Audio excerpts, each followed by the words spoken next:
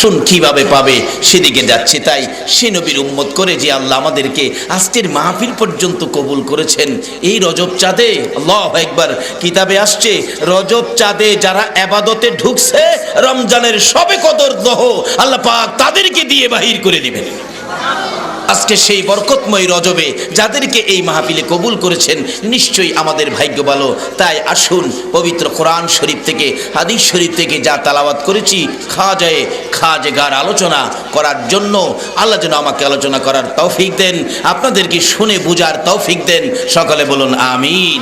তাই আসুন আমরা আখিরি নবীর উম্মত, আমরা অত্যন্ত দামি অত্যন্ত লাভবান উম্মত। আসুন আলোচনায় যাচ্ছি, তার আগে মহব্বতে আরো কয়েকবার দুরূদ শরীফ পড়ুন, আমি সরাসরি আলোচনায় ঢুকে যাব। আল্লাহুম্মা সাল্লি আলা সাইয়্যিদিনা মুহাম্মাদ, আল্লাহুম্মা সাল্লি আলা সাইয়্যিদিনা মুহাম্মাদ নবী মাওলানা মুহাম্মাদ নবিয়ানা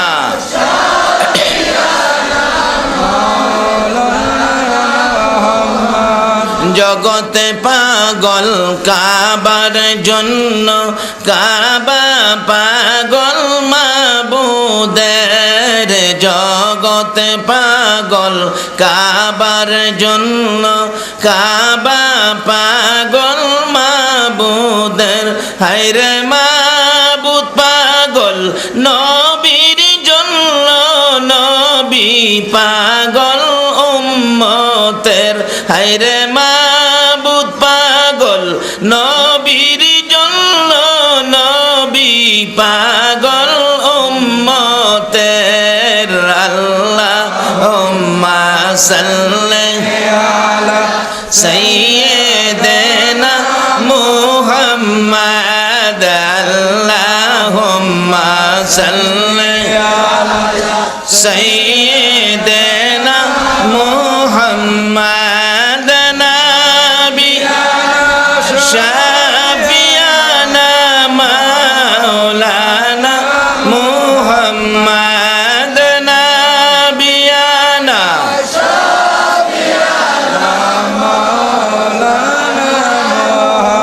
বালাগাল উলা বিকামালিহি কাশাফাদ দুজা বিজামালিহি আসনাত জামিউ খিসালিহি সাল্লাল্লাহু আলাইহি ওয়া আলিহি। আসুন আলোচনায় ঢুকি। আমি পবিত্র কোরআন শরীফ থেকে সর্বপ্রথম তালাওয়াত করেছি ইত্তাকুল্লাহ।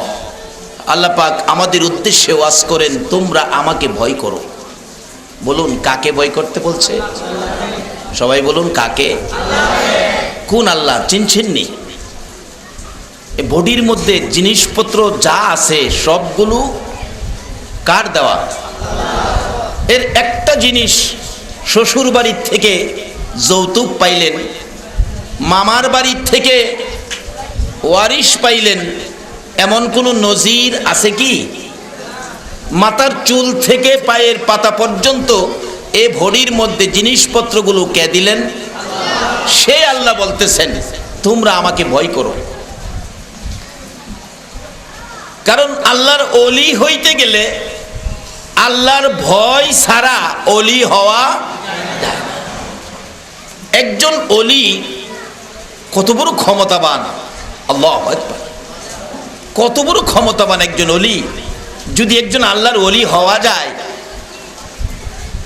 আমাদের বাংলাদেশের ঘটনা বলছি, আমাদের কিশোরগঞ্জের ঘটনা। একজন আল্লাহর ওলি যার নাম মাওলানা আব্দুল হেলিম হুসাইনি, যিনি আল্লাহকে ভয় করেন। আব্দুল হেলিম হুসাইনি একজন আল্লাহর ওলি, কিন্তু খাজা বাবার মতো তো নয়।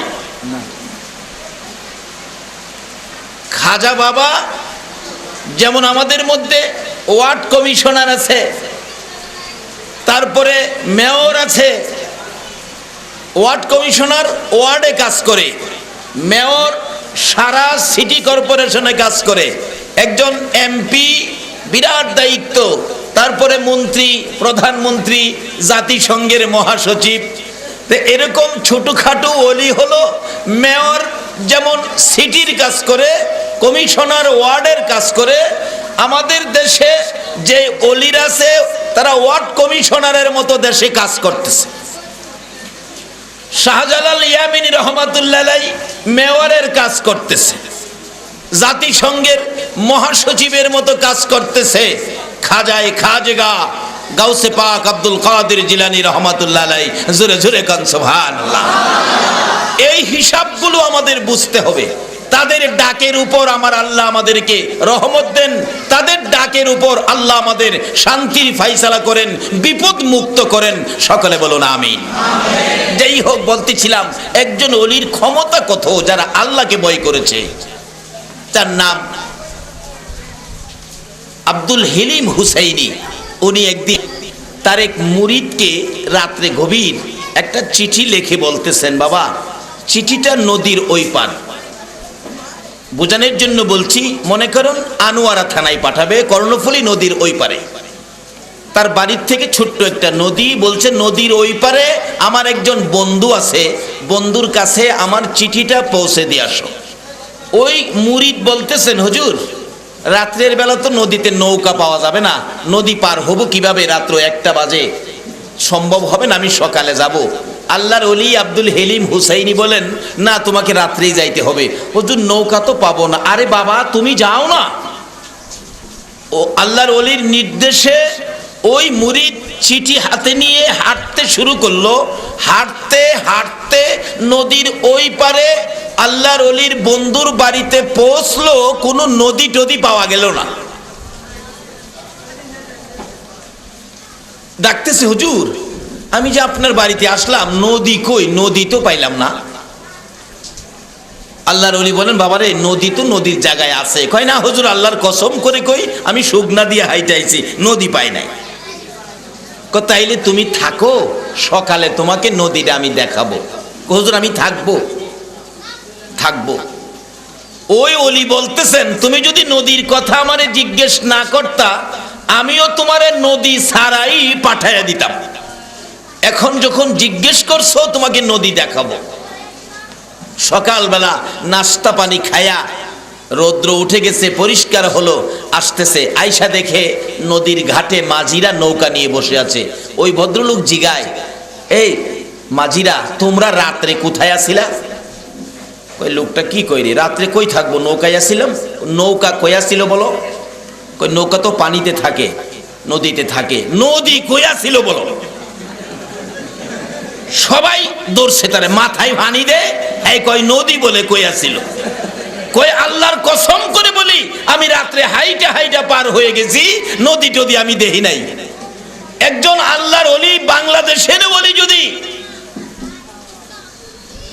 নদীর উপরে শুকনা রাস্তা করে আপনাকে পার করে দিতে পারে, বলুন খাজায়ে খাজেগা যিনি আতায়ে রাসূল, রাসূলের নির্দেশে যিনি হিন্দুস্তানের জমিনে আসছে, ইনি কি প্রয়োজন হলে ফুল সিরাতের ফুল পর্যন্ত পার করে দেওয়ার ক্ষমতা রাখে কিনা?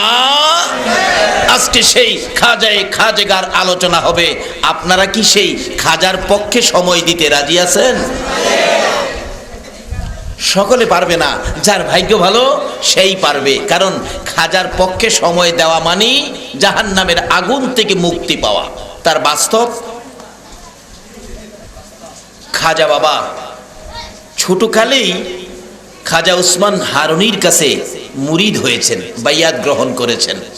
খাজা উসমান হারুনি এত বড় বুজুর্গ ছিলেন,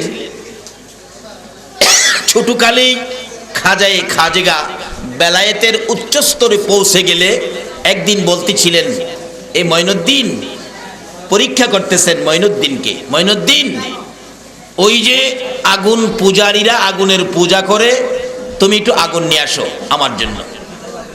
মঈনুদ্দিন আগুন আনতে গিয়ে বলতেছেন, আমার হুজুর কেবলা আগুন চাইছে, একটু আগুন দেবেন। আগুন পূজারীরা বলেন, বাবারে আগুন তো দেওয়ার জন্য নয়, আমরা পূজা করি। খাজা মঈনুদ্দিন বলে, আগুনের পূজা করেন কেন? আগুনের পূজা না করে আগুনের মালিকের পূজা করেন। বাচ্চা তখন আগুনের মালিকের পূজা করেন। বাবারে আমরা আগুনের পূজাই করি, তাহলে আপনার একজন আগুনের ভিতরে যান তো, আগুনের ভিতরে যান। সবাই কয় এ কি পাগল নাকি ছেলেটা, আগুনের ভিতরে কি যাওয়া যায়? আগুনে তো পুইরা ছাই ছাই করে দিবে। খাজা মঈনুদ্দিন বলেন তাহলে আমি তো আগুনের পূজা করি না, আগুনের মালিকের পূজা করি, আমি একটু আগুনে যাই। সবাই কো ছেলেটা কি পাগল নাকি, আগুনে গেলে তো মারা যাবে, পুরে শেষ হয়ে যাবে। ঠিক আছে আপনারা দেখেন আমি আগুনের ভিতরে ঢুকি। খাজা মঈনুদ্দিন চিশতি রহমাতুল্লাহ আলাইহি আস্তে করে আগুনের ভিতরে ঢুকে গেলেন। ইব্রাহিম আলাইহিস সালামকে নমরুদ আগুনে ফেলাইলো। আল্লাহ পাক নোটিশ করে কোরআন শরীফ, কুলনা ইয়া নারু কুনি বারদাও ওয়া সালামান আলা ইব্রাহিম, আল্লাহর নোটিশে আগুন ঠান্ডা হয়ে ফুল বাগিচা হয়ে যায়। আখিরি নবীর উম্মত খাজা মঈনুদ্দিন আতায়ে রাসূল আগুনের ভিতরে ঢুকলো, নোটিশ ছাড়াই আগুন ফুল বাগিচা হয়ে গেল। আমরা আখিরি নবীর উম্মত, আমাদের দাম অতি বেশি, কিন্তু আজকে সেই নবীর উম্মত বিশ্বজুড়ে আজকে অধপতন কেন? সেই নবীর সাথে সম্পর্ক, বেলায়েতের ওলিদের সাথে সম্পর্ক ছেড়ে দেওয়ার কারণে মুসলমানদের অধপতন। রাসালাতের প্যাকেটের ভিতরে ঢুকুন, না হয় বেলায়েতের প্যাকেটে ঢুকুন, কোনো বিপদ আপনাকে পাবে না। একজন বেলায়েতের ওলির হাত কত পাওয়ার, কত লম্বা, কত শক্তি, আল্লাহু আকবার বলুন। সামনে আসতেছে, উনি আগুনের ভিতরে বসে আছে। কিছুক্ষণ পর আগুন থেকে বাহির হইয়া আগুনের পূজা করে এক ঠাকুর সাহেবের ছেলে কোলে নিয়ে দেখতেছিলেন, ঠাকুরের কুল থেকে বাচ্চাটাকে নিয়ে আসলেন। এই জন্য আমি মঈনুদ্দিনের গায়ে আগুন তো ধরলো না, কিন্তু আমি মঈনুদ্দিনের পক্ষে যারা থাকবে তাদেরকে আগুনে ধরে কিনা আমি একটু দেখব। ওই ঠাকুরের পোলাটা টান্ডা কোলে নিয়ে আগুনের ভিতরে ঢুকলো। সকল পূজারীরা বলেন আরে মরে মরে মঈনুদ্দিন মরতো, আমাদের ঠাকুর কর্তার পোলাটা কেন নিল?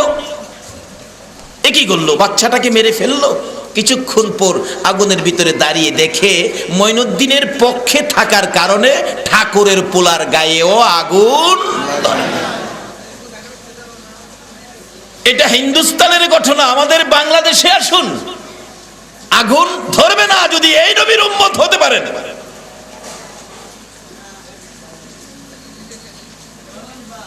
ভাটি এলাকায় মাহে রমজানে, রমজান মাসে এক হিন্দু ভদ্রলোক বিকালবেলা বাজার করে গুড়ের মাখা মুড়ি, গুড় দিয়া যে মাখে মুড়ি দেখেন নাই, যেটা মোয়া কয়, মোয়া, এই মোয়া বাচ্চাকে কিনে দিলেন রমজান মাসে বিকালবেলা।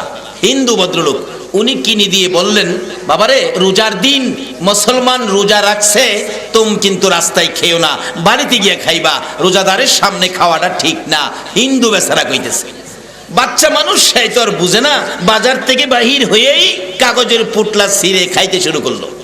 ওই হিন্দু ভদ্রলোক দৌড়াইয়া গিয়ে বাচ্চাকে খুব মারতেছে। না করলাম মুসলমানদের রোজা রাখছে, তুমি রাস্তায় খেও না, রাস্তায় খেতেছো তোমাকে মেরে ফেলবো। কিন্তু মুসলমানরাই বাঁচাইলেন, বাবা থাক মাইরেন না, ছেলে মানুষ বুঝে না তো, বাচ্চা মানুষ বুঝে না, মারতেছেন কেন? না রোজার দিন খাইলো কেন? আরে মাইরেই ফালামু। এটুকুন ইজ্জত করলেন মুসলমানদের রমজান মাসের রোজাকে। আমি আল্লাহর কসম করে বলছি, ওই হিন্দু ভদ্রলোক মৃত্যুর পরে চিতাশালে নিয়ে গেলেন আগুনে পোড়ানোর জন্য। সারাদিন চেষ্টা করা হলো, তার গায়ের একটা পশম পর্যন্ত পুরাইতে পারে না। আজকে সেই মুসলমানদের কাজগুলো কোথায়? অবশেষে ওই হিন্দু ভাইকে দাফন করা হলো, একটা পশম আগুনে পোড়াইতে পারে নাই, শুধুমাত্র রমজানের ইজ্জত করার কারণে। খাজা মঈনুদ্দিন চিশতি রহমাতুল্লাহ আলাইহি বাচ্চাটাকে কুলে নিয়ে বসে আছে আগুনে। অনেকক্ষণ পর বাহির হলেন। হিন্দুরা টাইনাটানি করে দেখতেছে, হাই হাই বাচ্চাটারও কিছু হলো না, চেক করে দেখি তো। খাজা মঈনুদ্দিনের পক্ষে থাকার কারণে হিন্দু ভদ্রলোকের ছেলের গায়ের একটা পশম পর্যন্ত আগুনে ধরে নাই। অবশেষে চেক করে দেখে একটা পশমও পড়ে নাই। ওই মজলিসে ইতিহাস লেখে 850 হিন্দু ছিলেন, আগুন পূজারী ছিলেন। ছিলেন। এই অবস্থা দেখে সঙ্গে সঙ্গে খাজাগার হাত ধরে, খাজা গরিবে নওয়াজের হাত ধরে 850 হিন্দু কালিমা পড়ে মুসলমান হয়ে গেলেন। আল্লাহ ইয়া রাসূল ইয়া গাউসুল আজম জিন্দাবাদ জিন্দাবাদ। মাশাআল্লাহ। বাবারা ভাইয়েরা, হিন্দুর ছেলে যদি খাজার পক্ষে গেলে আগুনে না ধরে, তাইলে আজকে যারা খাজার স্মরণে আয়োজন করেছেন, যারা খাজাগার আলোচনা শোনার জন্য চারদিক কষ্ট করে দাঁড়িয়ে আছেন, বসে আছেন, আল্লাহ কি এই খাজার উসিলাই নবীর প্রেম ভালোবাসার খাতিরে আল্লাহ কি আমাদেরকে জাহান্নামের আগুন থেকে মুক্তি দিতে পারে না? অবশ্যই পারে। কিভাবে পারবে আরো সামনে আসতেছে। আসুন আলোচনায় যাই। এই ওলিদের প্রথম আমল হলো ইত্তাকুল্লাহ। ওই রকম ওলিদের প্রথম আমল হলো ইত্তাকুল্লাহ। তারা এই আমল করে, ভয় করে কাকে বলুন? ওলি হইতে গেলে প্রথম নম্বরে আমলে আসতে হবে কার ভয়? কিরকম ভয়? হাক্কা তুকাতি, সঠিক ভয়, উচিত ভয়। আমরা তো ভয় করি, নামাজে গেলে ভয় করি, দোকানে আবার সরিষার সাথে সয়াবিন মারি। নামাজে গেলে ভয় করি, মাঠে গেলে ক্ষেতের লাইল কাটি। নামাজে গেলে ভয় করি, অফিসে গেলে ঘুষ খায়। এই চরিত্র সোনার বাংলার সোনার মানুষের আছে কিনা বলুন? বাবারে, এই জন্য আল্লাহর দুনিয়ায় আমার আল্লাহ পাঠায় নাই। দুনিয়াটা কার? কার দুনিয়ায় থাকেন? সে আল্লাহ বলেছে ইত্তাকুল্লাহ, তোমরা আমাকে ভয় করো, হাক্কা তুকাতি, সঠিক ভয়, ভয়ের মতো ভয়। যদি ভয়ের মতো ভয় করতে পারেন, তাহলে খাজা মঈনুদ্দিনের মতো ক্ষমতা আপনারও হবে। খাজা মঈনুদ্দিন যেই নবীর উম্মত, আমরাও ঠিক। খাজা মঈনুদ্দিন যেই কালিমা পড়েছে, আমরাও ঠিক। একটা অক্ষরও বেশকম নাই। বেশকম থাকলে চরিত্রের মধ্যে আছে। খাজা বাবা ভয় করেছে আল্লাহকে, ভেজাল করে নাই দুনিয়াতে। আমরা ভয় করি না আল্লাহকে, ভেজাল ছাড়ি না দুনিয়াতে। আপনারা বাবা গেসুদারাস কেল্লা শহীদের ক্যাসেট শুনেন, চট্টগ্রাম থেকে শুনেন না? কেল্লা বাবার গান শুনেন নাই? গেসুদারাস কেল্লা শহীদ, ওই আখাউড়ার কেল্লা শহীদ মাজারের খাদেম বংশের একজন বড় অফিসার। উনি আমাকে প্রশ্ন করেছেন, হুজুর আপনারা তো মসজিদ করেন, এতিমখানা করেন, মাদ্রাসা করেন, একটা পাগলখানা তো কেউ করলেন না। পাগলগুলো কি আল্লাহর মাখলুক না? একটা পাগলখানা তো কেউ করেন না আপনারা। আমি প্রশ্নের জবাব দিতে পারলাম না। বলুন, সমস্ত পৃথিবী জুড়ে এই পাগলগুলো কোথায় গিয়ে ঠাঁই পায় বলুন? ওলিদের সকল পাগলগুলো যে দেখেন ওলিদের মাজারে পড়ে আছে। উনি আমাকে বললেন, মসজিদ করলেন, মাদ্রাসা করলেন, এতিমখানা করলেন, একটা পাগলখানা তো আপনারা করলেন না। কিন্তু পাগলগুলো তো আল্লাহর মাখলুক, আল্লাহর শ্রেষ্ঠ মাখলুকের মধ্যে তারাও। কিন্তু তাদের তো কেউ জায়গা দেয় না, সবাই তো পাগলদেরকে তাড়ায়। কিন্তু সমস্ত পৃথিবীর আল্লাহর ওলিরা মাটির নিচে শুয়েও এই পাগলগুলোকে আশ্রয় দিয়ে খাবারের ব্যবস্থা করেছে কিনা বলুন? আজকে যাইয়া দেখেন আজমিরিতে লক্ষ লক্ষ মানুষ খাচ্ছে, বড় পাতিলে রান্না হইতেছে, লক্ষ লক্ষ মানুষ খাইতেছে। বলুন, খাওনগুলোর আয়োজন হয়েছে কার উসিলাই? কার উসিলাই? আল্লাহর উসিলাই। বলে এই এলাকায় কি আর ওয়াজ হয় নাই? 2 নম্বর ওয়াজ হয়েছে এখানে, ওয়াজ হয়েছে 2 নম্বর ওয়াজ। বাবারা, কথাগুলো বুঝার চেষ্টা করেন। এই দুনিয়া আমাদের নয়। বলুন, দুনিয়ার মালিক কে? আল্লাহ রাব্বুল আলামিনের ওলিরা যেই জায়গায় শুয়েছে, এই জায়গায় খাজা বাবার উসিলাই। দেখেন, খাজা বাবার উসিলাই আজমির শরীফের মাজারের চারপাশে হাজার হাজার মানুষ ব্যবসা করে বেঁচে আছে। লক্ষ লক্ষ মানুষ এই খাজার উসিলাই খাওয়ার ব্যবস্থা হয়ে গেছে। তাহলে কি আল্লাহর ওলি আমাদের ক্ষতি করলো না উপকার করলো? ওই রকম অলিদের পক্ষে থাকা আমাদের দরকার আছে কিনা? বলতেছিলাম বাংলাদেশের অলির কথা। তবে আজকের ওয়াজ বাংলাদেশে নয়, আজকের ওয়াজ যাব সুলতানুল হিন্দ খাজায়ে খাজেগা আতায়ে রসুল খাজা গরিবে নওয়াজের আলোচনায় যাচ্ছি। আপনাদের একটু লম্বা হলে কষ্ট হবে না তো? আসুন আমি যাচ্ছি। আল্লাহর অলি খাজা বাবা আল্লাহকে ভয় করতেন কিনা বলুন? আল্লাহকে ভয় করতেন কিনা? তার সাথে সাথে ভয়ের পরে আরেকটা দাবি আছে। সেই দাবিটা কি? ইয়া আইয়ুহাল্লাযীনা আমানু দুখুলু ফিস-সিলমি কাফা, তোমরা পুরাপুরি ভাবে ইসলামের মধ্যে ঢুকো। পুরাপুরি ভাবে কিসে ঢুকতে হবে? খাজা মঈনুদ্দিন চিশতি রহমাতুল্লাহ আলাইহি ইসলামের মধ্যে ঢুকেছে কিনা বলুন? যদি আল্লাহকে ভয় করে পুরাপুরি ইসলামে ঢুকতে পারেন তাহলে আপনার শানে কোরআন শরীফে ঘোষণা হয়ে গেছে। কি ঘোষণা? আলা ইন্না আউলিয়া আল্লাহ লা খাউফুন আলাইহিম ওয়ালা হুম ইয়াহজানুন।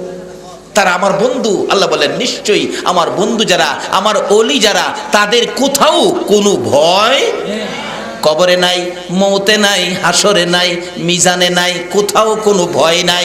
বলুন আল্লাহর ওলি ছাড়া ভয় নাই এই শব্দ মৌলানা সাহেবের উপর আছে কিনা? নাই। মৌলানা সাহেবের উপর নাই, ইমাম সাহেবের উপর নাই, বক্তা সাহেবের উপর নাই, ডিসি সাহেবের উপর নাই, এমপি সাহেবের উপরে নাই, মন্ত্রীর উপরে নাই, সেনাবাহিনীর প্রধানের উপরে নাই, বুশের উপরে নাই, জাতিসংঘের মহাসচিব উপরে নাই। শুধু একজনের উপরে আছেন যাদের কোনো ভয় কোথাও নাই, তারাই হলো আল্লাহর ওলি। আর এই আকাশ জমিন হইল সৃজন নবীর কারণে। বলুন, আকাশ জমিন হইল সৃজন নবীর কারণে। সেই জমিনে খেলে আল্লাহর ওলি গনে। হায়রে সেই জমিনে খেলে আল্লাহর। আকাশ জমিন হইল সৃজন নবীর কারণে। আকাশ জমিন হইল সৃজন নবীর কারণে। সেই জমিনে খেলে আল্লাহর ওলি গনে। হায়রে সেই জমিনে খেলে আল্লাহর। যাইয়া দেখো হিন্দুস্তানে শত শত ওলি গনে। যাইয়া দেখো হিন্দুস্তানে শত শত ওলি গনে। প্রেমের রশি বাঁধছে তারা মদিনার সনে। প্রেমের রশি বাঁধছে তারা মদিনার সনে। সেই জমিনে খেলে আল্লাহর ওলি গনে। হায়রে সেই জমিনে খেলে আল্লাহর। দেখলে খাজা বাবার খেলা আসে গনের বারে জ্বালা। দেখলে খাজা বাবার খেলা আসে গনের বারে জ্বালা। আইনা সাগর শুকিয়ে দেই বসে নির্জনে। আইনা সাগর শুকিয়ে দেই বসে নির্জনে। সেই জমিনে খেলে আল্লাহর ওলি গনে। হায়রে সেই জমিনে খেলে আল্লাহর ওলি গনে। খাজা বাবা আল্লাহর ওলি হিন্দুস্তানে গেলেন চলি। খাজা বাবা আল্লাহর ওলি হিন্দুস্তানে গেলেন চলি। 90 লক্ষ মুসলিম হলো খাজার কারণে। 90 লক্ষ মুসলিম হলো খাজার কারণে। সেই জমিনে খেলে আল্লাহর ওলি গনে। হায়রে সেই জমিনে আল্লাহর ওলি গনে। আকাশ জমিন হইল সৃজন নবীর কারণে। আকাশ জমিন হইল সৃজন নবীর কারণে। সেই জমিনে খেলে আল্লাহর ওলি গনে। হায়রে সেই জমিনে খেলে আল্লাহর ওলি গনে। বাবা আমরা আজকে খাজেগা স্মরণে আয়োজিত মাহফিলে আজকের এই রাত্রে লক্ষ লক্ষ মানুষ খাজা বাবার দরবারে হাজিরা দিয়েছে। আমরা আজমিরি যাইতে পারি নাই, বাংলার জমিন থেকে ওই হাজিরার সাথে আমরা সময়টা মিলিয়ে দিলাম। আল্লাহু আকবার বলুন। আজকে যাইয়া দেখেন আজমিরিতে আজকের এই রাত্রে খাজার দরবারে যদি মুসলমানদের পিছনে আমার রাসূল, আর সেই রাসূলের পিছনে আছে কে? আরো জোরে বলুন কে? এখন তো রেডিমেড শক্তি হয়ে গেছে, কেউ এদিকে কেউ সেদিকে, কেউ এই ইসলাম কেউ সেই ইসলাম। কোন ইসলামের পক্ষে আমার আল্লাহ নয়, আল্লাহ হলো শান্তির ইসলামের পক্ষে। বলুন আল্লাহ কোন ইসলামের পক্ষে? যে ইসলামে বোমাবাজি নাই, যে ইসলামে মেশিন গান নাই, যে ইসলামে জঙ্গিবাদ নাই, সেই ইসলামের পক্ষে হলেন আমার আল্লাহ, সেই ইসলামের পক্ষে হলেন রাসূল, সেই ইসলামের পক্ষে হলেন খাজেগা। ইসলাম শব্দের অর্থই হলো কি বলেন না যে, নাকি অশান্তি? ইসলাম শব্দের অর্থ আগুন পূজারীদেরকে এই অবস্থা করেছে। খাজা উসমান হারুনি বলেন, মঈনুদ্দিন আমি তোমাকে পরীক্ষা করেছি, নিশ্চয়ই তুমি বেলায়েতের উচ্চ স্তরে পৌঁছে গেছো। আসো খানায় কাবায় গিয়ে আমার আল্লাহর সামনে, আল্লাহর ঘরের সামনে তোমাকে হাজিরা দিয়ে আল্লাহর দরবারে তোমাকে কবুল করে নিয়ে আসি, আল্লাহর দরবারে তোমাকে হাজিরা দিয়ে নিয়ে আসি। খাজা মঈনুদ্দিনকে নিয়ে খাজা উসমান হারুনি রহমাতুল্লাহ আলাইহি ওই আল্লাহর ঘরের সামনে যাইয়া ডাকতেছে, ও খানায় কাবার মালিক, আমার মঈনুদ্দিনকে তুমি কবুল করো। গায়েবী আওয়াজ হইতেছে, ও খাজা উসমান হারুনি, তোমার মঈনুদ্দিনকে আমি আল্লাহ কবুল করেছি। তাহলে আমরা কার পক্ষে বসেছি? যাকে আমার আল্লাহ কবুল করেছে।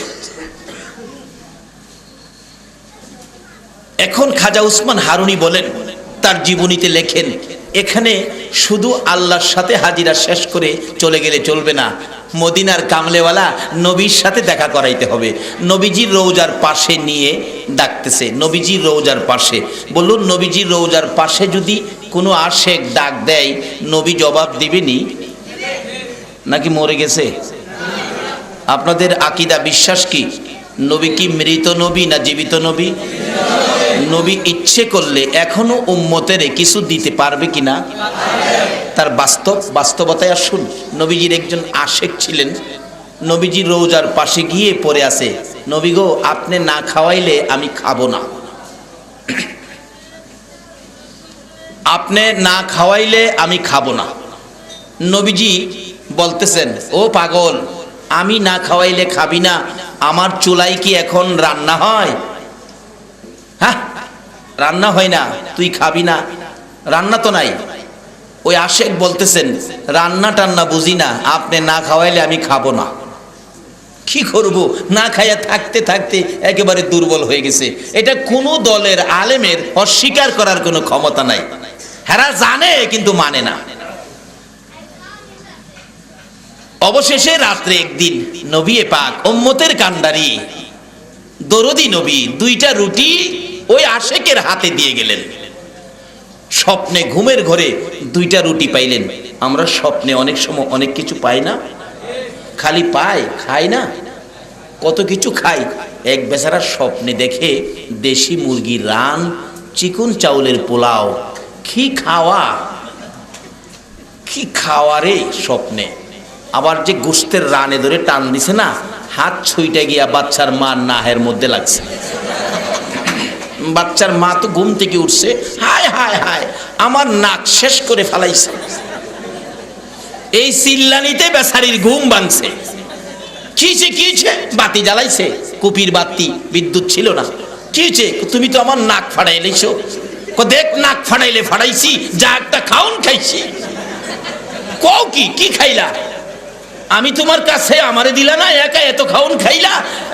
বেচারি মহিলা বাতি নিয়ে স্বামীর কাছে গেছে, কি খাইছে দেখতো, যায় দেহে খাতা সিরা মুহে দেয়াতে রাখছে। তা আমাদের স্বপ্নে খাওয়া হলো খাতা সিরা খাওয়া। বলুন নবীর আশেক নবীর দেওয়ার স্বপ্নে খাইবে, এটা কি স্বপ্ন হবে নাকি বাস্তব হবে? নবীর আশেকে বলেন, আমি নবী পাকের দেওয়া 2 রুটি হাতে লইয়া পেটের খিদার যন্ত্রণায় খাইতে শুরু করলাম। খাইতে খাইতে 1 রুটি খাইলাম, আরেক রুটির অর্ধেক রুটি খাইলাম। 1.5 রুটি খেয়ে আর অর্ধেক রুটি আমার হাতের মধ্যে ছিল। এমনি সময় আমার ঘুম ভেঙে গেল। হাতের দিকে তাকাইয়া দেখি রে আল্লাহর কসম, নবীর দেওয়া 2 রুটির অর্ধেক রুটি এখনো আমার হাতের মধ্যে রয়ে গেছে। এই নবী কিছু দেওয়ার ক্ষমতা এখনো আছে কিনা? আর জোরে বলুন আছে। আমরা এই নবীর সঙ্গে থাকবো, রাজি আছে? আল্লাহ তুমি কবুল করো, সকলে বলো না আমিন। বাবারা, এই রাস্তাগুলো ছেড়ে দেওয়ার পরেই তো আমাদের অ্যাক্সিডেন্ট, আমাদের অধপতন, আমাদের বিপদ এসে গেছে। আমাদের নবী দরবারে নিয়ে গেলেন খাজা মঈনুদ্দিন চিশতি রহমাতুল্লাহ আলাইহি। ডাকতেছেন খাজা উসমান হারুনি, নবী গো, আমার মঈনুদ্দিনকে আল্লাহ পাক কবুল করেছেন। ও নবী, আপনি কবুল করুন। বলুন রোজার ভিতর থেকে আওয়াজ আসবে কিনা? রোজার ভিতর থেকে আওয়াজ আসতেছে, ও খাজা উসমান হারুনি, তোমার মঈনুদ্দিনকে আল্লাহ কবুল করার আগে আমার সাথে পরামর্শ হইছে। আমি খুশি হয়েছি, আমার মঈনুদ্দিনকে আমার আল্লাহ কবুল করেছে। মঈনুদ্দিনের জীবনী, উনি নবী পাকের মসজিদে নববীর মেহমান। এশারের নামাজ পর্যন্ত পড়লেন মসজিদে নববীতে। এশারের নামাজ পড়ে সব মুসল্লি মসজিদ থেকে বের করে দেওয়া হয়। মসজিদে নববীতে রাত্র 10টার পরে কোনো মানুষ থাকতে দেয় না, বের করে দিয়ে দরজা বন্ধ করে দেওয়া হয়। কিন্তু রওজা পাকের খাদেমকে নবীজি বলতেছেন, মঈনুদ্দিনকে থাকতে বলো। আপনারা যার স্মরণে বসেছেন রাসূল তাকে থাকতে বলে। বলুন আজকে যারা বসেছেন রাসূল তাদের খোঁজ খবর নিতেছে কিনা? যদি রাসূলের দয়ার নজরে পড়ে থাকেন, আপনারা মাহফিলে বসে আছেন, দাঁড়িয়ে আছেন, মনে কোনো অশান্তি থাকবে না। আমি জানতে চাই, যদি রাসূল পাকের দয়ার নজরের ভিতরে থাকেন, আপনাদের শান্তি লাগবে, অশান্তি লাগবে না? এখন আপনাদের শান্তি লাগে না, অশান্তি লাগে? নারে তাকবীর, নারে রিসালাত, নারে গাউসিয়া। বাবারা বসুন, মদিনার কামলেওয়ালা নবীর নেক নজর এসে গেছে। আল্লাহর রহমত বর্ষিত হচ্ছে, ধৈর্যের সহিত বসুন। নবীজি খাদেমকে বললেন, তুমি মঈনুদ্দিনকে থাকতে বলো। খাদেম ঘোষণা দিলেন রওজা পাকের পাশে দাঁড়িয়ে, মঈনুদ্দিনকে রাসূল থাকতে বলেছে। রাসূল রওজা পাকের ভিতর থেকে এখনো কথা বলার ক্ষমতা আছে কিনা? এখনো রওজা পাকের ভিতর থেকে প্রয়োজনে বাহির হওয়ার ক্ষমতা আছে কিনা? যেটা কোন দলের আলেমের অস্বীকার করার ক্ষমতা নাই।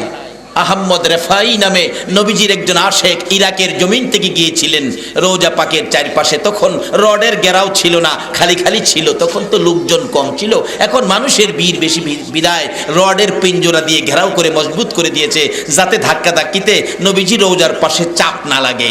এত ভিড় তখন ছিল না। আহমদ রেফাই রওজা পাকের পাশে গিয়ে ডাকতেছে, নবী গো, আমি ইরাক থেকে আসছি, আমি আপনার আশেক, আমি আপনার পাগল।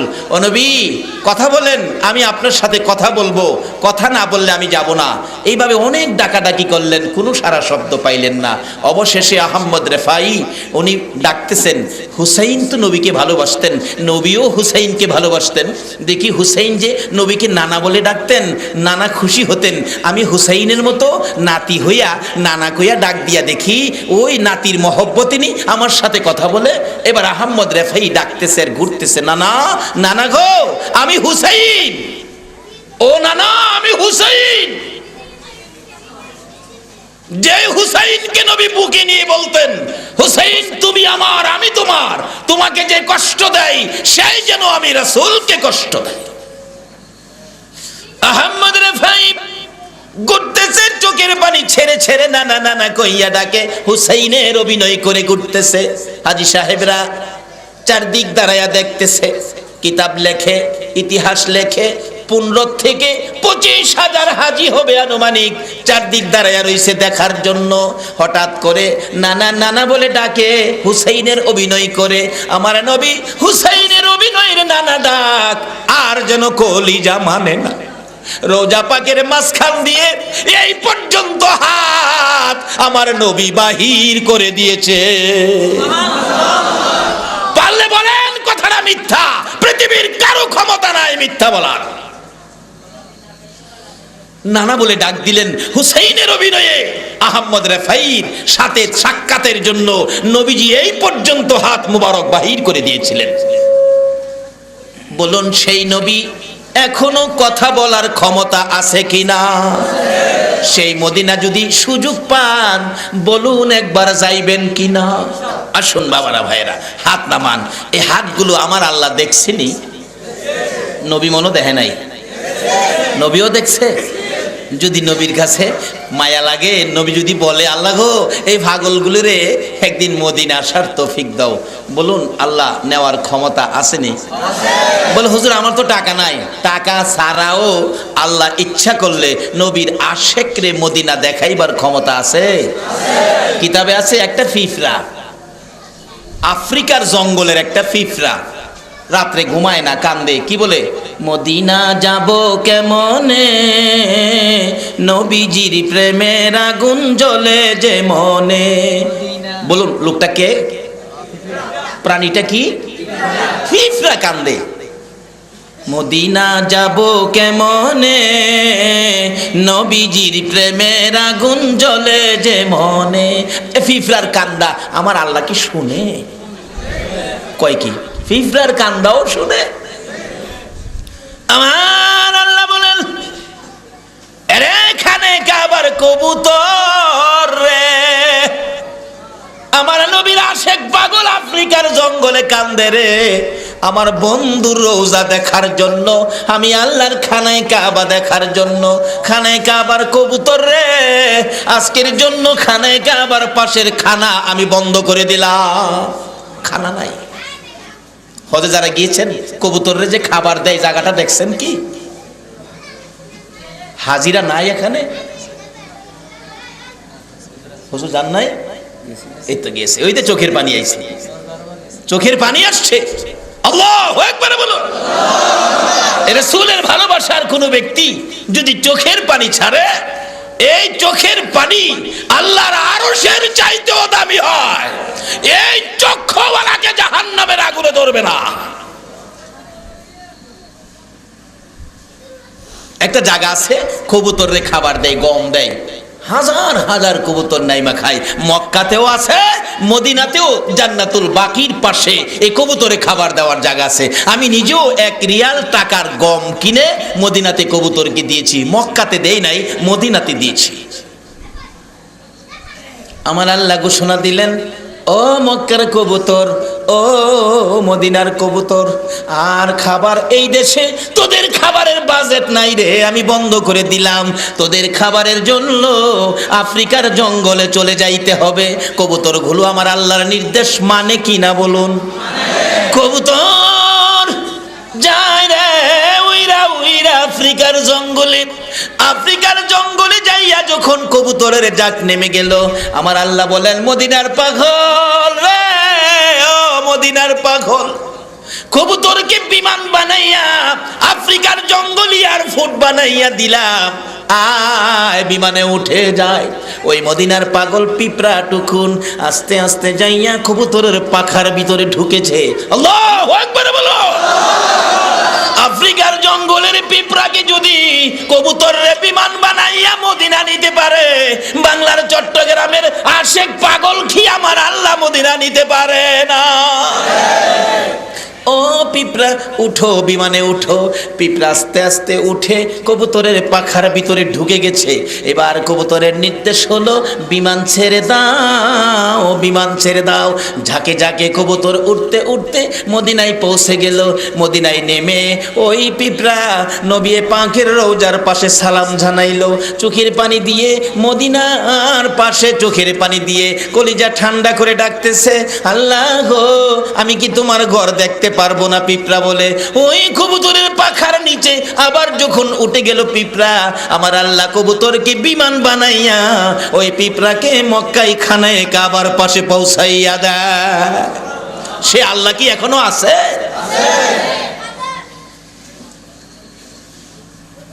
আছে কই? থাকলে দিয়ে আমাদের বিপদ যায় না। আল্লাহ আছে ঠিকই, কিন্তু আমরা আল্লাহরে চিনি না। চিনেছি আল্লাহর ওলিরা। তাই বলতেছিলাম, লম্বা হয়ে গেছে, কষ্ট হইতেছে আপনাদের।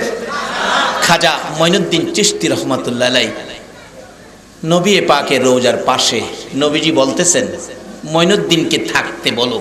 বলুন, আজকের মাহফিলে হাজার হাজার মানুষ, আমি যদি ডাইকে কই আব্দুল মালেক মাহফিলের পরে থাকবেন, আব্দুল মালেক, আচ্ছা মালেক নামের যারা আছে সবাই তো আসবে, আসবে না? কারণ আমি তো কোন মালেক, কোন জায়গার মালেক, বাপের নাম কি, এ কথা তো বলি নাই। শুধু বলেছি মালেক থাকবেন। দেখবেন কয়েকজন মালেক, এখানে কি মালেক একজন হবে? মালেক নামের আসেননি কেউ? মালেক আছে? মালেক নাই? কে হাত তুলেন তো, মালেককে দেখি না। ওই যে এইদিকে আছে একজন, এইদিকে আছে আরেকজন, দুইজন তো হয়ে গেলাম। আর লক্ষ লক্ষ মানুষের মধ্যে বলুন, মঈনুদ্দিন কি একজন হবে না আরো মঈনুদ্দিন আছে? কিন্তু ঘোষণা হলো মঈনুদ্দিনকে থাকতে বলো। নবীজি রওজা পাকের খাদেম ঘোষণা দিলেন, মঈনুদ্দিনকে, মঈনুদ্দিন থাকেন। এত শত শত মঈনুদ্দিন আয়েশা দাঁড়াইছে, হুজুর কেন ডাকছেন? হায় হায়, রাসূল বলছে মঈনুদ্দিনকে, তাহলে একজনের দিকে ইঙ্গিত করেছে। এখন তো শত শত মঈনুদ্দিন, এখন সমস্যায় পড়ে গেছে। খাদেম আবার গিয়ে বলেন, ইয়া রাসূলুল্লাহ, কোন মঈনুদ্দিনকে বলেছেন? রাসূল বলেছেন মঈনুদ্দিন চিশতি। এখন ঘোষণা হলো মঈনুদ্দিন চিশতিকে, অর্থাৎ চট্টগ্রামের মঈনুদ্দিনকে। এখন ক্লিয়ার হয়ে গেল না?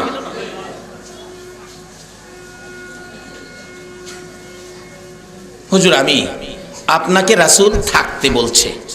নবীজি রওজার পাশে তখন গেরাও ছিল না, রডের গেরাও ছিল না, রওজার পাশে বসায়া খাদেম সহ চলে গেলেন। খাদেমও চলে গেছে, এখন কেউ নাই, দরজা জানালা বন্ধ। মঈনুদ্দিন, খাজা মঈনুদ্দিন চিশতি রহমাতুল্লাহ আলাইহি বলেন, আমি রওজার পাশে চুপ করে বসে আছি। কিছুক্ষণ পর দেখি উদিত সূর্যের মতো, পূর্ণিমার চাঁদের মতো রওজা পাকের মাঝখান দিয়ে নবী পাক উপরে উঠে বসে গেছে।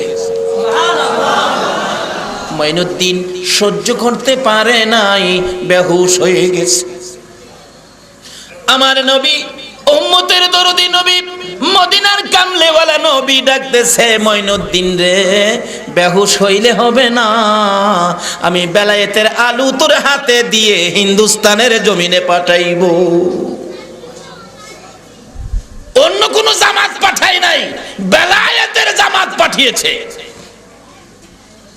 নবীর পক্ষ থেকে আসার কারণেই তাকে বলা হয় আতায়ে রাসূল। আমরা তো 10 জন 5 জন মিলেই জামাত করে ফেলাই, কিন্তু নবীর পক্ষ থেকে কারা আসছে তাদের হাতে হাত মিলান। এটাই হবে সত্যিকার অর্থে ইসলামের জামাত। খাজা মঈনুদ্দিন চিশতি রহমাতুল্লাহ আলাইহিকে নবী পাক সান্ত্বনা দিয়ে বলতেছেন, বেহুশ হলে চলবে না, আমার পক্ষ থেকে তোমাকে দায়িত্ব দিয়ে হিন্দুস্তানের জমিনে পাঠাইতে চায়। মঈনুদ্দিন জ্ঞান ফিরে আসলে প্রশ্ন করেন, ইয়া রাসূলুল্লাহ, আমি তো হিন্দুস্তান চিনি না। রাসূল রাস্তার ম্যাপ দিলেন, এইভাবে এইভাবে হিন্দুস্তানে যাইবা। তখন রাত্র শেষ, সকালবেলা বিদায় হয়ে নবীর পক্ষ থেকে খাজায়ে খাজগা আতায়ে রসুল খাজায়ে গরিবে নওয়াজ হিন্দুস্তানের দিকে রওনা হয়ে গেলেন, এসে গেলেন। এর মধ্যে বহু ঘটনা, রাত্র চলে যাবে, শেষ হবে না আলোচনা, সংক্ষেপ করে দিলাম। চলে আসলেন হিন্দুস্তানের জমিনে, এসে আস্তানা গাড়লেন পিত্তিরাইয়ের বাড়ির কাছাকাছি। এর মধ্যে অনেক কিছু হয়েছে। পিত্তিরাই খবর পাইলেন মঈনুদ্দিন নামে মুসলমানের একজন বেলায়েতের ফকির এসে গেছে, না জানি আমার উপর আক্রমণ করে, তোমরা তাকে মঈনুদ্দিনকে এখান থেকে তাড়াতাড়ি সরিয়ে দাও। মঈনুদ্দিনকে সরিয়ে দেওয়ার জন্য একজন লোককে দিয়ে আগে খবর দিলেন, মঈনুদ্দিন কোথায় কি করে দেখে আসো। দেখে এক জায়গায় আস্তানা করে ভক্তবৃন্দদেরকে নিয়ে বসে আছেন। এক ঝাঁক হিন্দুদেরকে পাঠাইলেন, তোমরা যাইয়া মঈনুদ্দিনকে গায়ের জুড়ে ধাক্কা দিয়ে তাড়িয়ে দাও। আল্লাহ বলেছেন, আমার ওলিদের সাথে যারা বেয়াদবি করবে আমি তাদের বিরুদ্ধে যুদ্ধ ঘোষণা করব। আচ্ছা বলুন, আল্লাহর সাথে যুদ্ধ করে কেউ পারবেন? আল্লাহর সাথে যুদ্ধ করতে গিয়েছিল নমরুদ। নমরুদ বলে, ইব্রাহিম তোমার সাথে কি যুদ্ধ করব? আমি যুদ্ধ করব তোমার আল্লাহর সাথে। মাঠে অস্ত্র শস্ত্র নিয়ে, তীর ধনুক নিয়ে, লোক লস্কর নিয়ে ময়দানে গিয়ে বসে আছে, আল্লাহর সাথে যুদ্ধ করবে। আচ্ছা বলুন, আল্লাহ কি নমরুদের সাথে যুদ্ধ করতে আসবে? আল্লাহর কি আর কেউ নাই? বিকাল হয়ে গেল, আল্লাহ তো আসে না। ইব্রাহিম নবীর দিকে লক্ষ্য করে ডাকে নমরুদ, ইব্রাহিম কই তোমার আল্লাহ তো আসে না, মনে হয় ভয় পাইছে। নাউজুবিল্লাহ কোন তা না হলে আসে না কেন? লুকায়ে রইছে বুঝি? আকাশেও থাকতে দিব না। হ্যাঁ, কত বড় বেটা! আমার আল্লাহরে বলে আকাশেও থাকতে দিবে না। একজন সৈন্যকে নির্দেশ দিলেন, তীর মারো আকাশের দিকে। মারছে তীর। আল্লাহ কয়, ও ফেরেশতারা, এর তো বড় ইচ্ছা হইল আমারে মারতো। একটা কাজ কর, একটা পাখি জব করে তীরের আগায় রক্ত লাগাইয়া দে। তীরের আগায় রক্ত লাগাইয়া দিলেন। এই তীর আবার ঘুইরা জমিনে পড়ছে নমরুদের সামনে। নমরুদ হাতে নিয়ে দেখে তীরের মধ্যে রক্ত। আকাশ থেকে যখন তীরের রক্ত, তাহলে কি হইল? আল্লাহ মাইরা ফেলাইছে। ইব্রাহিম এই তো শেষ, আর কারে আল্লাহ রাখবা?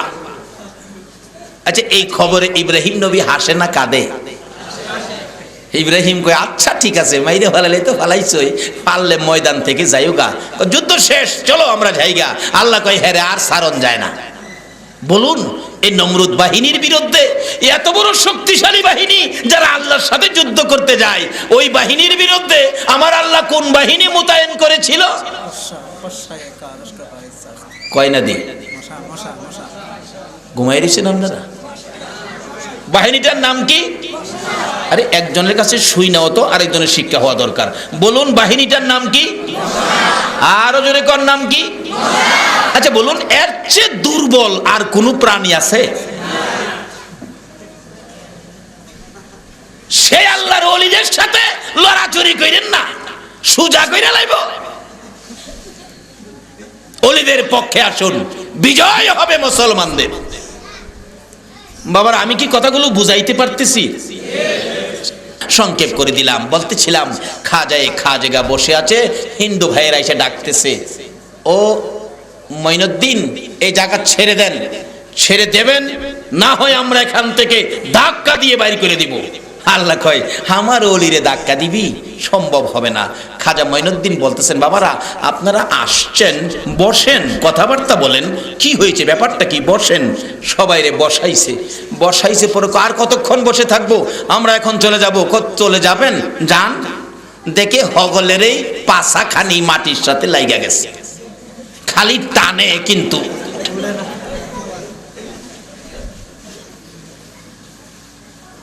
এটা কি? অলিদের কারামত। অলিদের বিশ্বাস হয়নি? না হইলে ইমান নাই। কারণ নবী বলছেন, কারামাতুল আউলিয়ায়ে হাক্কুন, অলিদের কারামত সত্য। এই কথা যদি কেউ অবিশ্বাস করেন, আপনার ইমান নষ্ট হয়ে যাবে। ইমান নষ্ট হয়ে গেলে টুপির দাম নাই, দাড়ির দাম নাই, নামাজের দাম নাই, রোজার দাম নাই, হজের দাম নাই, মৌলবী সাহেবের দাম নাই, কোন সাহেবের দাম নাই। বন্দুক আছে, গুলি নাই, এই বন্দুকের কোনো দাম আছে? গুলি হইল ঈমান। বাবারা কষ্ট হইতাছে আপনাদের? খাজাই বলেন বসেন, বসছে আর উঠতে পারে না, এই যে টানাটানি করে উঠতে পারে না। আরো কিছু লোক পাঠাইছে, খবর দেখে আসো ব্যাপার কি। আইছে কিছু লোক, কি ব্যাপার কি ব্যাপার, এরাই তা করতেছে কেন? কো বাবা তোমরাও বসো। বসলে আর উঠতে পারে না।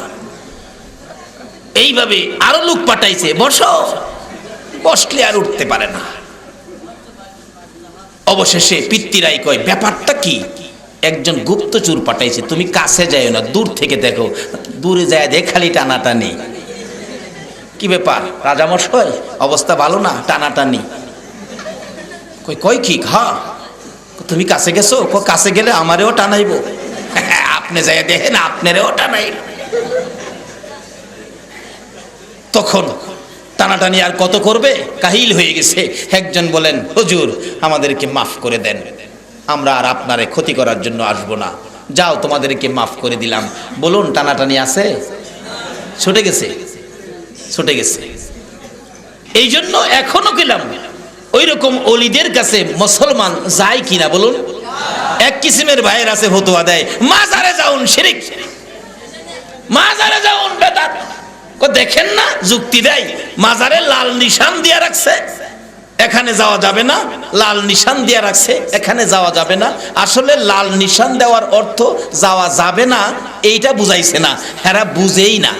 এখানে লাল নিশান দেওয়ার অর্থ হলো আল্লাহর অলির কাছে বেয়াদবের সহিত আইসো না, আদবের সহিত আসো। লাল নিশানের অর্থ হলো বেয়াদবি করে আসো না, আদবের সহিত আসো। তার বাস্তবতায় আসুন, দেখবেন ৩৩,০০০ ভোল্টেজের কারেন্টের তার আপনাদের চট্টগ্রামে সাপ্লাই দিবে। বলুন কিসের মাধ্যমে দেয়?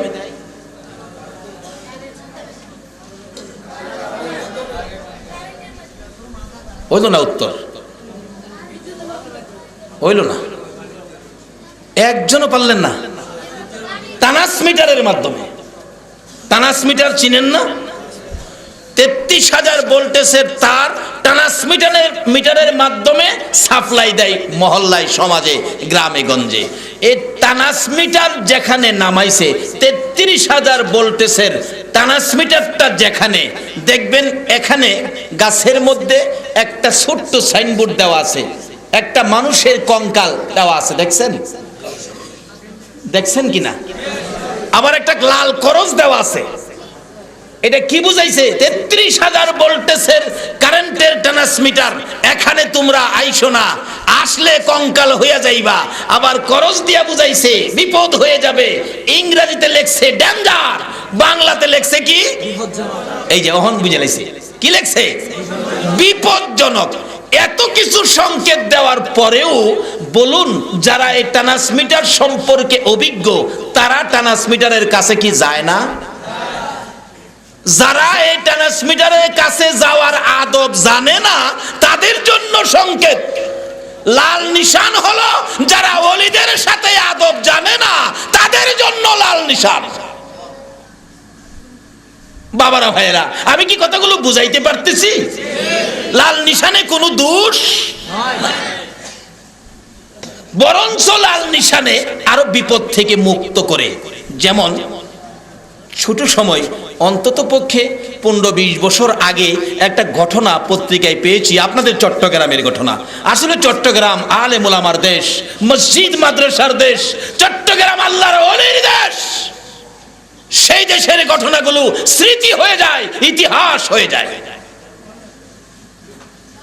সম্ভবত 2000 লাইনে, রেল লাইনে 2000 রেল লাইন আছে না? 2000 রেল লাইনের ডাকাতেরা ডাকাতি করার জন্য একটা রেল কাইটা ছুটাইয়া রাখছে। ট্রেন অ্যাক্সিডেন্ট হবে, লোকজনের কাছ থেকে ডাকাতি করবে। কিন্তু ঘটনাক্রমে ট্রেনটা ওই সময় যায় নাই, দিনের বেলা হয়ে গেছে, সকালবেলা ট্রেন যাচ্ছে। একটা বাচ্চা ছেলে দেখতেছে রেল লাইনটা কাটা, বাচ্চা ছেলে দেখতেছে ট্রেন আসতেছে, লাইনটা তো নাট বল্টু নাই, গাড়িটা পড়ে যাবে, বিপদ হবে। ওই বাচ্চা ছেলেটা দৌড়ায় যায়া তার দাদির লাল রঙের একটা পেডিকুট ছিল, লাল রঙের পেডিকুট। হ্যাঁ জানে লাল দেখাইলে গাড়ি থামবে। আপনাদের চট্টগ্রামের ইতিহাস বলছি। ওই বাচ্চাটা লাল রঙের পেডিকুটটা নিয়ে লাইনের উপর দাঁড়ায় এইভাবে ধরে রাখছে। লাল দেখে ড্রাইভার সাহেব গাড়ি ব্রেক করে নাইমা আসলেন। বাবা কি ব্যাপার? এই যে দেখেন লাইন ভাঙ্গা, বলুন এই লাল দেখায়া হ্যাঁ কি উপকার করলো নাকি ক্ষতি করলো?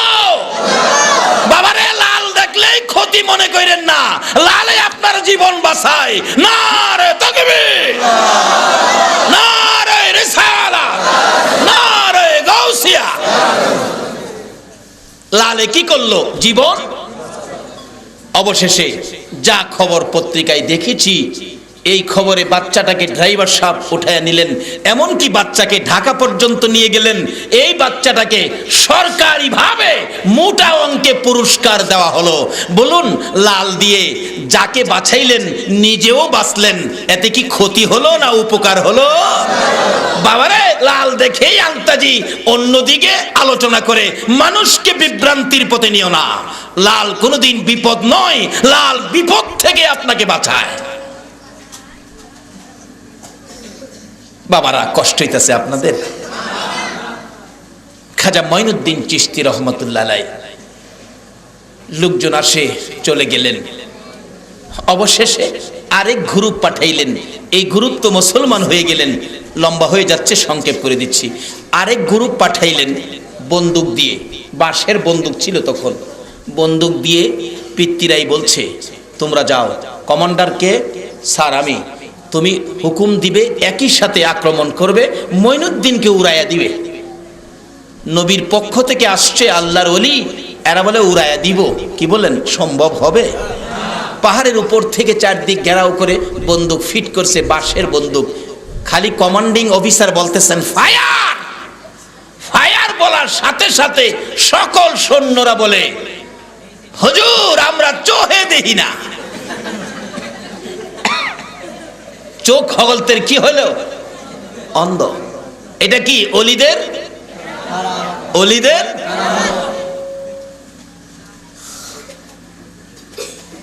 এইভাবে ভারত সমস্ত ভারত জয় করেছে, সুলতানুল হিন্দ হয়েছে, একদিনও হাতে তরবারি নেয় নাই, শুধুমাত্র কারামত দিয়ে শান্তির ইসলাম প্রচার করেছে।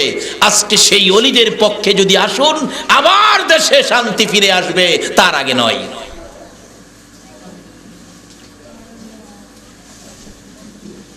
কমান্ডিং অফিসার কয় কি ব্যাপার? কয় চোখে দেখি না। কয় তোরা দেহস না? আমিও দেখি।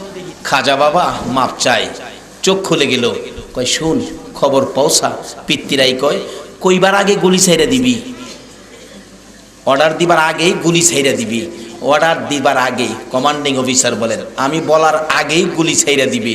এই নিয়ত করে খালি বলার বাও করছে, এমনি সৈন্যরা কয় কমান্ডিং অফিসার কমন কইরেন না, আমরা দেখি না। কি ব্যাপার? অবশেষে সবাই বলতেছেন মঈনুদ্দিন মাফ করে দেন। মাফ করে দিল। কয় আর গুলির অর্ডার দিয়েন না, যেই মঈনুদ্দিনের দিকে গুলির নিয়ত করলে চক্ষু অন্ধ হয়ে যায়। আমরা এই মঈনুদ্দিনের হাত ধরে মুসলমান হয়ে গেলাম। অবশেষে একটা সুন্দরী মেয়েকে পিত্তিরাইয়ের মা পরামর্শ দিলেন, বাবা মঈনুদ্দিনের দুর্বল করতে হলে একটা কাজ করো, কি একটা সুন্দরী মেয়েকে উলঙ্গ করে সুন্দর করে সাজায়া মঈনুদ্দিনের সামনে পাঠিয়ে দাও। সুন্দরী মেয়ে একটা অলির কাছে পাঠাইলেন। অলির মনটাকে এদিক সেদিক করতে পারলে মঈনুদ্দিনকে দুর্বল করা যাবে, মুসলমানকে শেষ করা যাবে। তাইলে তুমি পারো। একটা সুন্দরী মেয়ে আইনা পাঠাইয়া দিলেন। নাচতে নাচতে গান গাইতে গাইতে মঈনুদ্দিনের সামনে গিয়ে দাঁড়াইলেন। মঈনুদ্দিন একটা নজর দিলেন। অলিদের নজরের মধ্যে পাওয়ার আছে কিনা বলো? অলির নজর নেক নজর। একটা নজর দেওয়ার সাথে সাথে এই মহিলাটা 30 পারা কোরআনের হাফেজ হয়ে গেল।